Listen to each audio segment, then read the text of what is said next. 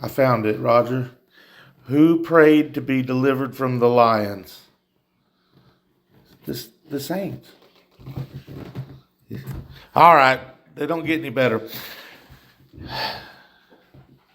Keeping track of numbers is not a skill everyone has. There's a line of careers that are based just around keeping track of the numbers.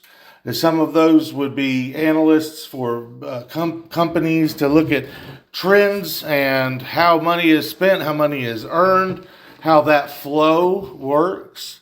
From big corporate levels all the way down to our local box stores, where certain items are put at certain places to inspire you that you need this thing on the way out of the store, especially that cold Coke because you've walked all the way through the store and you deserve it, or even the Snickers, which you deserve any time. It's just a blessing from the Lord. It's almost manna, I would think.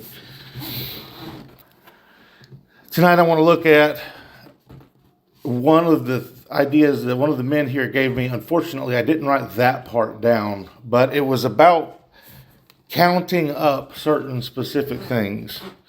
And it's only right now, Foley, that I'm remembering count your many blessings would have been perfect. And I'm sorry I didn't have that ready for you. The first one that we're going to look at is the Red Sea. God has gone through 10 different plagues that are given to the Pharaoh and all of the land of Egypt through the hand of Moses and Aaron. And finally, Pharaoh relents and allows the people of God to leave the place where they are imprisoned, or enslaved rather, so that they can, and at one point it's called, go out into the desert and worship their God Yahweh. When we get to the Red Sea, it looks like they've miscalculated and they've chased themselves into a trap. We'll pick up the discussion in Exodus 14, starting in verse 13. Moses said to the people, "Fear not, stand firm and see the salvation of the Lord, which he will work for you today. For the Egyptians whom you see today, you shall never see again. The Lord will fight for you. You have only to be silent." That's not easy, to allow the Lord to fight for us and to only be still or be silent and to stop questioning and watch how it works. It's advice that I need all of the time, to just wait and watch what the Lord's going to do. The sun will come up tomorrow unless he says it won't. And if the sun comes up tomorrow, we can be at least assured on that day that this is the day that the Lord has made and that we should rejoice and be glad in it.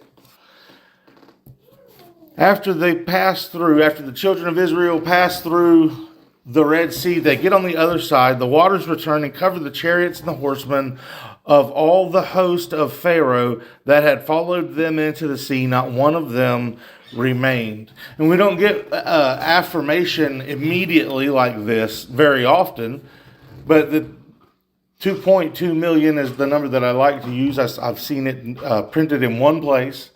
They said there were that many of them Moses was leading, and they all get to spread out along the shore of the Red Sea and see that the water has returned and washed away the danger, washed away what will be their death. The chariots of Egypt are at that time the most awesome military thing that's out there. You can put people in the chariots with bows and arrows. They don't have to hold on. There's a different guy driving. It could be compared to the force of a tank when tank warfare were more prevalent. Now everything's gone to the air, apparently. But we would be able to consider them as such. If you had the greatest military force coming against you, what could you do about it? Verse 28, the waters return. Verse 29, but the people of Israel walked on dry ground through the sea, the waters being a wall to them on their right and to their left.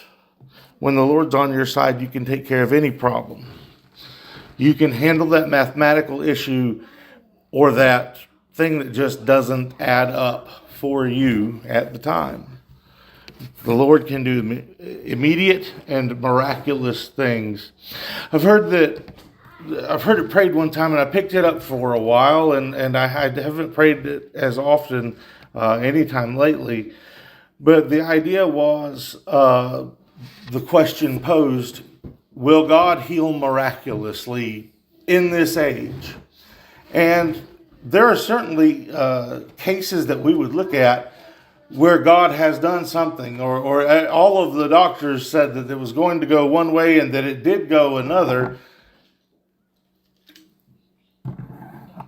So what is brought to mind is that God can do whatever he wants to do. What is the thing that is going to bring him the most glory?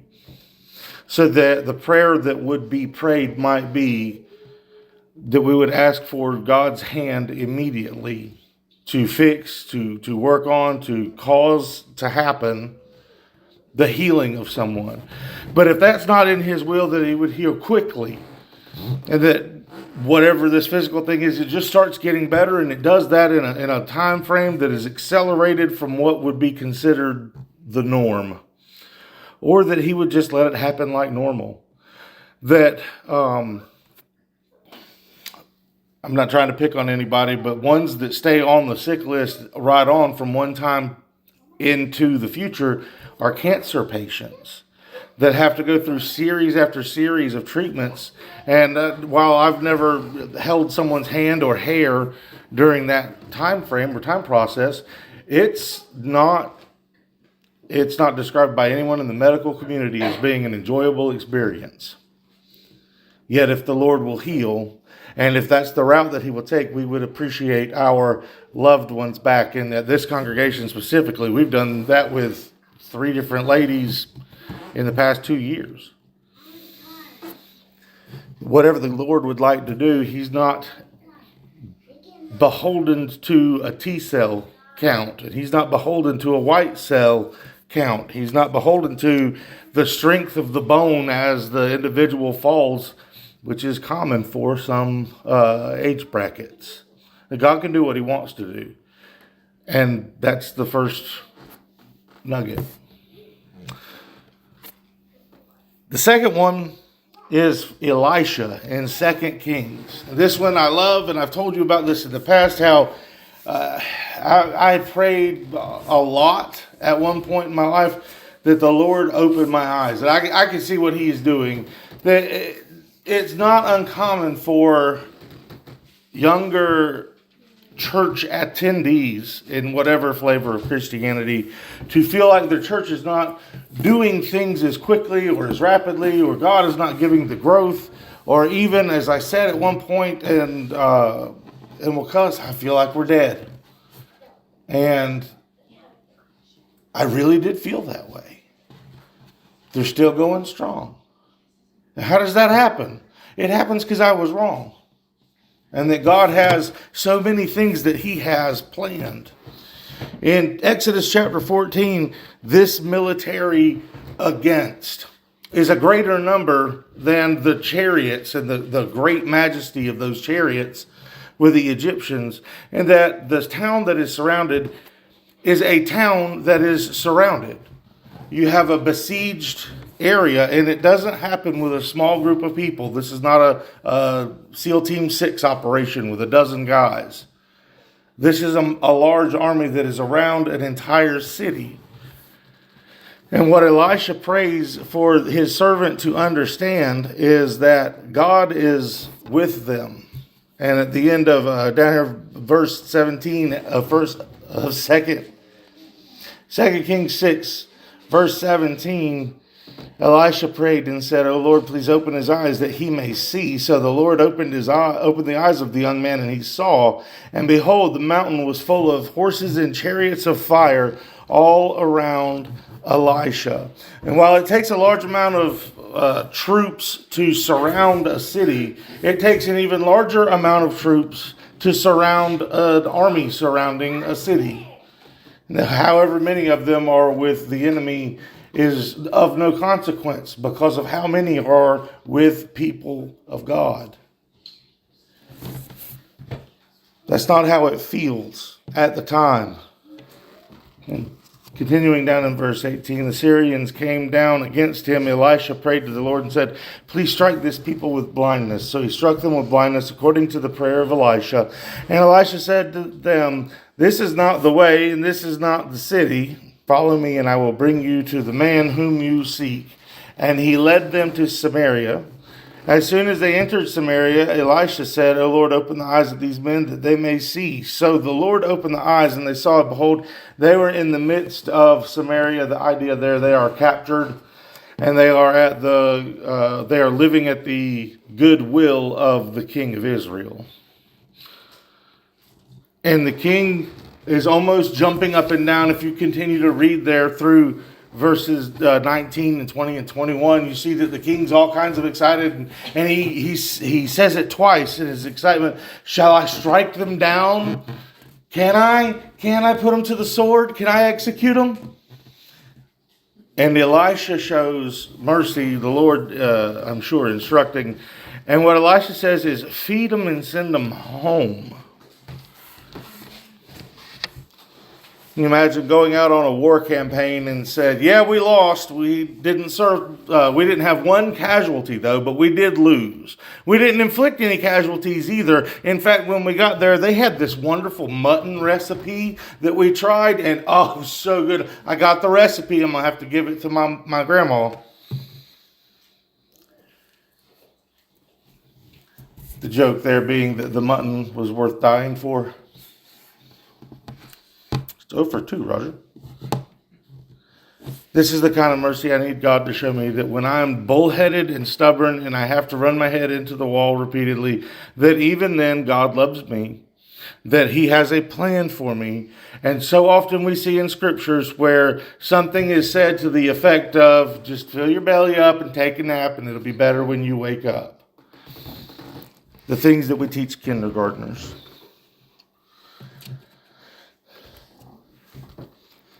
There are 3 men in Babylon standing against the Babylonian king Nebuchadnezzar. They've been made eunuchs after the conquering of the northern kingdom.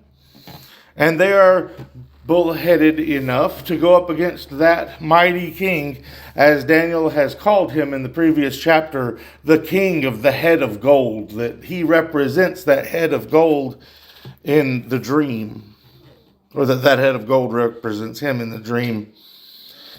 So, because they won't bow down to his graven image, or built image, Shadrach, Meshach, and Abednego answered and said to the king, O Nebuchadnezzar, we have no need to answer you in this matter. If it be so, our God, whom we serve, is able to deliver us from the burning fiery furnace, and he will deliver us out of your hand, O king. But if not, be it known to you, O king, that we will not serve your gods or worship your golden image that you have set up. In the next coming sentences that we have recorded for us, the king has heated a fiery furnace. It's an execution device. It's not going to be an electric chair. They hadn't figured that part out yet. It's not going to be hanging from a rope or impalement or crucifixion. They haven't figured that part out yet. But what they will do is they will go ahead and set you on fire. If they throw you into a fiery pit, you will die. That's the way things work. The way that I've always understood this, I saw a picture a preacher had one time where there's a hill that is built. And from a stadium type of rising, you would look down into this hole built into the top of this hill, so like a short volcano, and that the fire is raging, and the prisoners would be led up to the top and then pushed over into the fire, and that from your position in the bleachers you would be able to see the extinguishment of a life because of a flame. What is seen is actually that Shadrach, Meshach, and Abednego's bonds were burned away, and they come out of the experience without smelling like smoke. If you're cooking correctly, you might smell like smoke. And these men who had spent time walking around with one who looks like the Son of God do not even smell like smoke when they come away from it, their guards having been killed at the top just because they were as close as they were.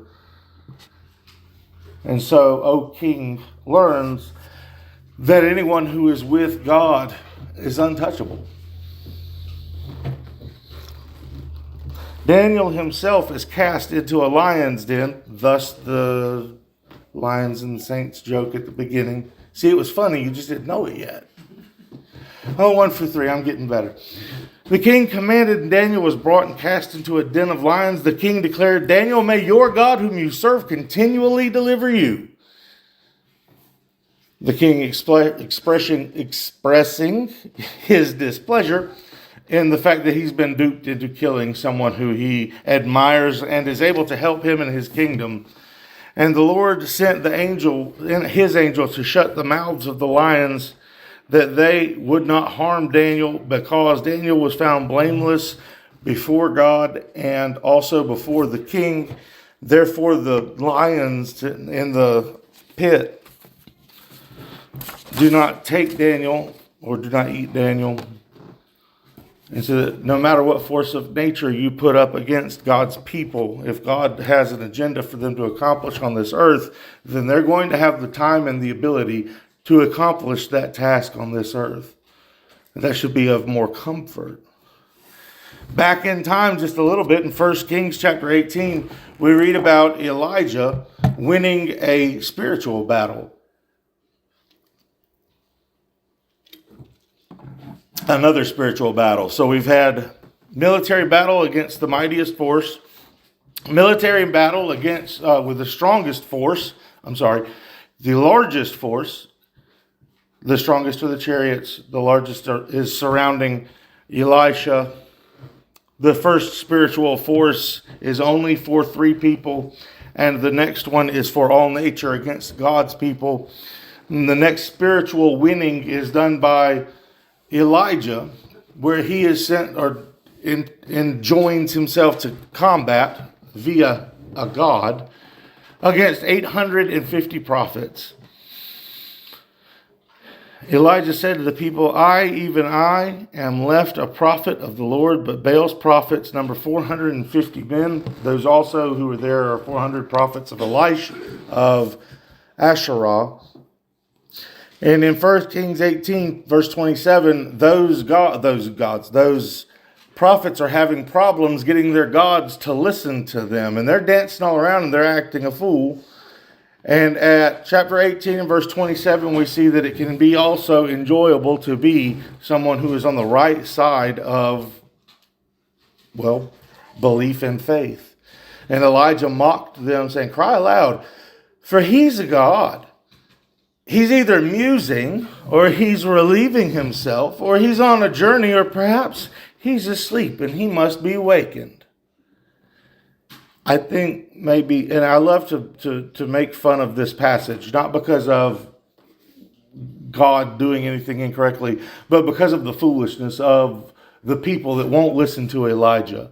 And that at this point, I'm wondering, because I think he's a overly confident individual, that Elijah's thinking, if I can get them to kill themselves, I won't have to sharpen my knife as many times when I go to execute them at the end of today. That's the kind of thing I wake up at night and dream about or think about. Instead of jumping around and cutting himself or trying to call on a false god, Elijah says simply, O Lord, answer me, that this people may know that you, O Lord, are God, and that you have turned their hearts back. Then the fire of the Lord fell and consumed the burnt offering and the wood and the stones and the dust, and licked up the water that was in the trench. And when all of the people saw it, they fell on their faces and said, the Lord, he is God. More accurately, Yahweh is our champion, or Yahweh is our strong one. Elijah said to them, seize the prophets of Baal, and let none of them escape. So they seized them. Elijah brought them down to the brook Kishon, and he slaughtered them there. Whatever the rest of the world considers that God can or cannot do, even if it is other individuals of our nation, even if it is those who in the past have worshiped with us, God has not changed. That Jesus Christ is the same today, tomorrow, and forever.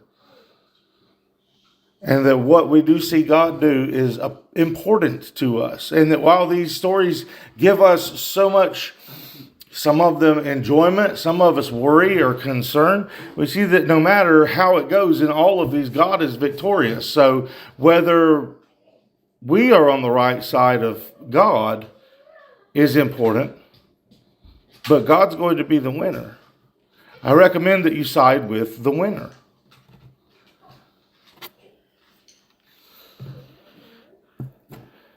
Why have I chosen these 5? I just went through all 4 and then adding 1. The overwhelming brute force, the power of the world, animals and religions always get the same result. If you are standing with God, you win. And if you are not, you will lose.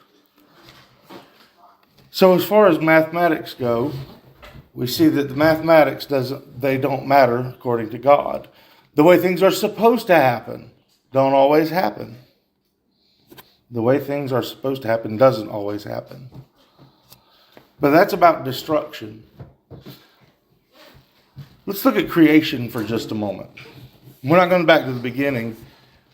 But as Jesus is ministering to the people, teaching individuals, in Matthew chapter 14 and verse 21, we read that about 5,000 men, besides women and children, were listening to Jesus teach. And they take, at the end of the lesson, these hungry people, they sit them down, and what is being worked with at the beginning is 5 loaves and 2 fish. And out of 5 loaves and 2 fish, maybe 10,000 people or more get to eat lunch. They get to be sustained because of what Jesus does in breaking them. And at the end, they have, out of what they start with, 5 loaves and 2 fish, what they have at the end is 12 baskets full of pieces that have been broken up and magnified, or at least multiplied, for the people that are listening to God's Son. Just a chapter later, in the way that Matthew writes it, there is another large group. There's 4,000 men and women and children. Jesus starts with 7 loaves and about, ESV says, a few small fish. If you go to 1 Peter 3:21, we read that a few is 8 people. That 8 people were saved on the ark. Therefore, a few is 8. That's Bible conversion stuff for you there when you get ready to use it, Damon. 7 loaves, 8 small fish, and at the end they have 7 baskets left over. The numbers don't matter when we're following God. And that we may be staring death in the face, and what we are encouraged to do is to stand strong. That if we do not deny Him, He will not deny us.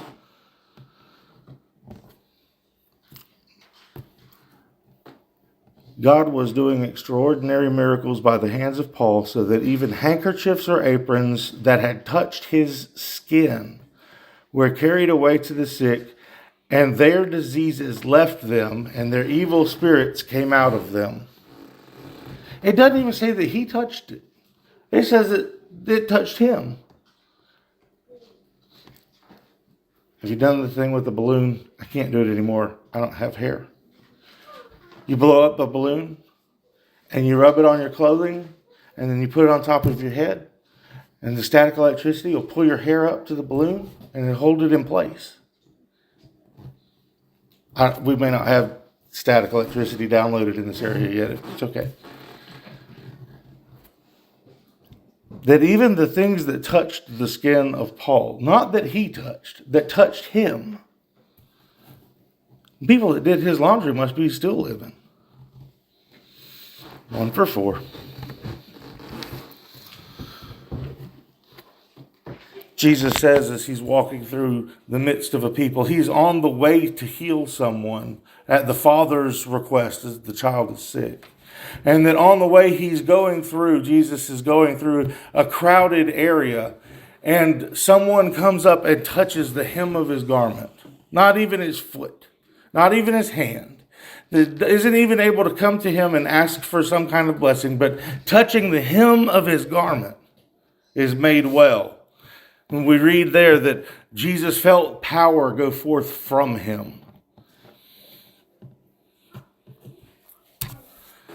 In 2 Corinthians chapter 12, verse 9, we read that Paul has some kind of infirmity or negative thing that he has to live with. It causes him problems. He would rather it not be there. He's asked the Lord to take it away. And God says that my power is made perfect in your weakness. It's not that we don't try to be strong. It's not that we don't try to fashion our lives in such a way that we can present the word of the Lord as best we can. But that even when we don't do it right, and even though we cannot think of the words at times, that God's power is shown to be even more powerful through the weakness. Do you remember the old nursery rhyme or the old story that may be told about the lion and the mouse? And the lion is the biggest of cats, and cats always eat mice. And at some point, the lion gets a splinter in his paw, and it's the mouse that goes and relieves the pain of the lion. And sometimes we may feel like the world is coming against us in that way.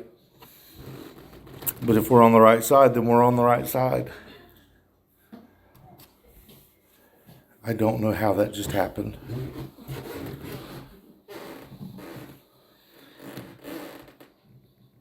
There were three nails. There was one cross, and by it we may be forgiven. I really like it. The saying, it's all that it took for us. And even through that kind of a sacrifice, it's not that God came down and showed his strength. And he's done that before. He didn't come down to discuss things with Noah, but the entire world was preached. Well, the ones around Noah were preached to. They had their opportunities and they did not choose to look upon God. They wanted to go their own way. And when you start adding up raindrops, eventually they couldn't swim anymore. Jesus had two boards, one vertical, one horizontal. He had three nails, and by that we may be forgiven. It's a really cool saying. I appreciate it. Hebrews chapter 9, our last verse of this evening, starting in verse 27. Just as it is appointed for man to die once, and after that comes the judgment, so Christ, having been offered to bear the sins of many, will appear a second time, not to deal with sin, but to save those who are eagerly waiting for him. So, have we counted the cost? There's another parable that Jesus tells of someone who is going to make a bigger barn because their yield has been so great. And that while they look out on all of the really cool stuff that they have of this world and they count up all of their toys, the thing that they cannot add one to another is that they don't have one more day left on this earth. That they don't get to enjoy the bigger barns. And they don't get to enjoy a larger yield and more wealth. That no matter what, rich or poor, great or small, whichever color skin you have, as we all bleed red, we have to count on the blood of Jesus Christ. And through that, we can be forgiven. And that without that, it doesn't matter what kind of spiritual battle you try to have, physical or otherwise, it just won't be big enough to defeat the Lord or to win and prevail over him.